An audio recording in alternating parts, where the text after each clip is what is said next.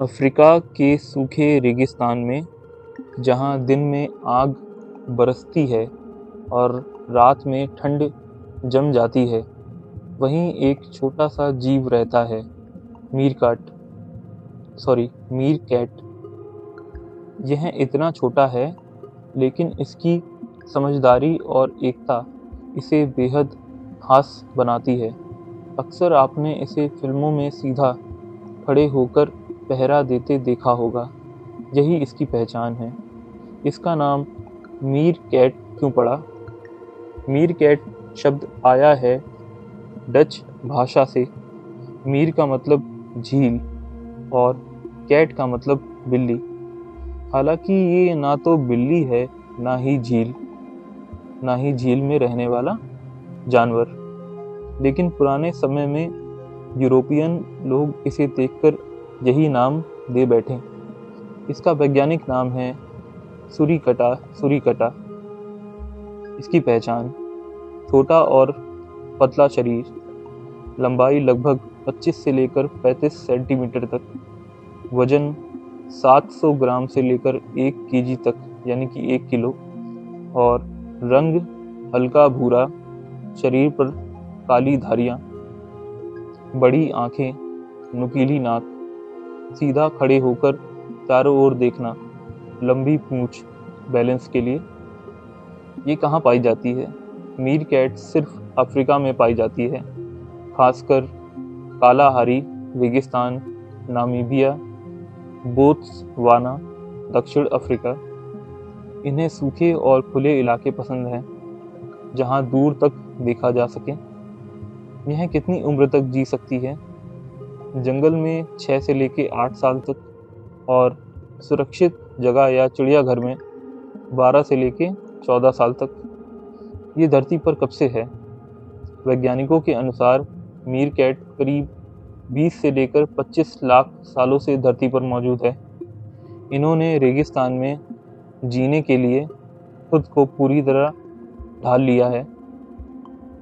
इसका भोजन: मीरकैट मांसाहारी और कीट भक्षी होती है।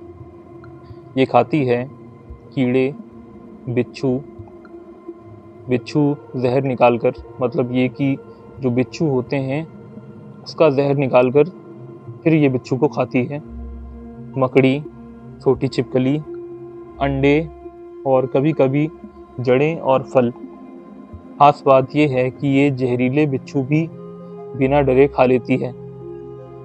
इसकी पसंद और नापसंद: इसकी पसंद है परिवार के साथ रहना, धूप में बैठना, जमीन खोदना, एक दूसरे की सफाई करना।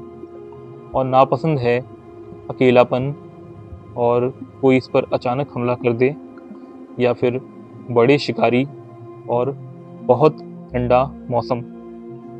इसकी खासियत: टीम वर्क में मास्टर है। एक पहरा देता है, बाकी खाना ढूंढते हैं। खतरा दिखते ही सीटी जैसी आवाज, और बच्चों की मिलकर देखभाल। बिच्छू के जहर से डर नहीं, मतलब इसे बिच्छू के जहर से डर नहीं लगता। इसकी कमजोरी: छोटे आकार के कारण आसानी से शिकार बन सकती है। बाज, सांप, लोमड़ी से खतरा है इसे। तेज बारिश और ठंड सहन नहीं कर पाती। क्या ये पानी, जमीन और पेड़ सब जगह रह सकती है?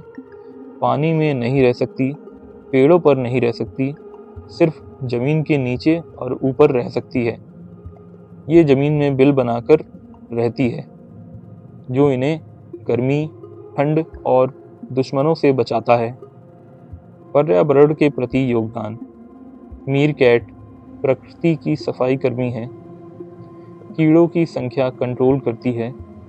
जमीन को खोदकर हवा और पानी के लिए अच्छा बनाती है। फूड चेन का संतुलन बनाए रखती है।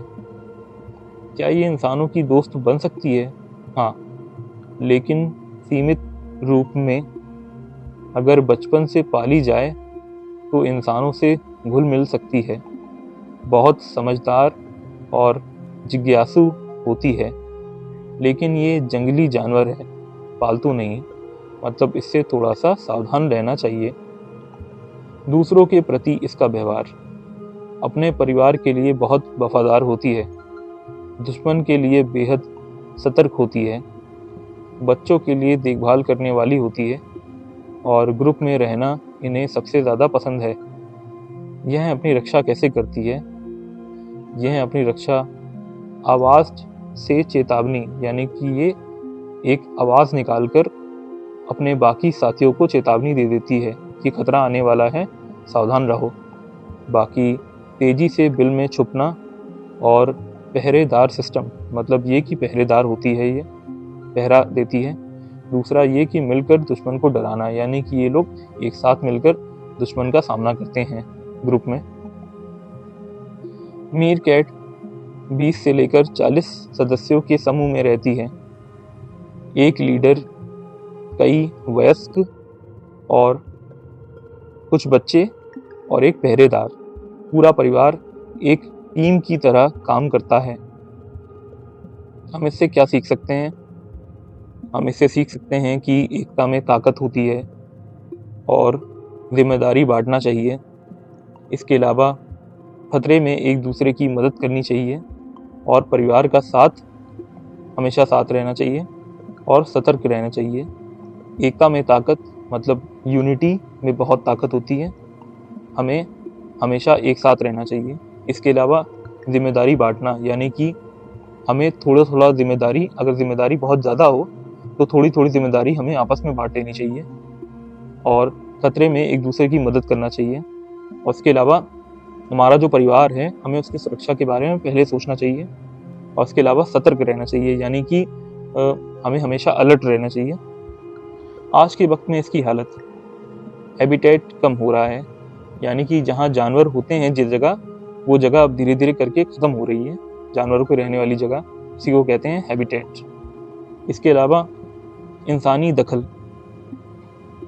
यानी कि इंसानों की दखल की वजह से जानवरों की रहने की जो जगह है वो कम हो रही है। और जलवायु परिवर्तन, हालांकि अभी ये इंडेंजर्ड नहीं है, लेकिन खतरा बढ़ रहा है। हम इसके लिए क्या कर सकते हैं? हमें जंगल और रेगिस्तान बचाना चाहिए, जानवर को पालतू बनाने से बचना चाहिए और जागरूकता फैलानी चाहिए और वाइल्ड लाइफ लॉस को सपोर्ट करना चाहिए। निष्कर्ष, मीर कैट हमें सिखाती है कि छोटा होना कमजोरी नहीं, बल्कि समझदारी और एकता की असली ताकत है। धन्यवाद।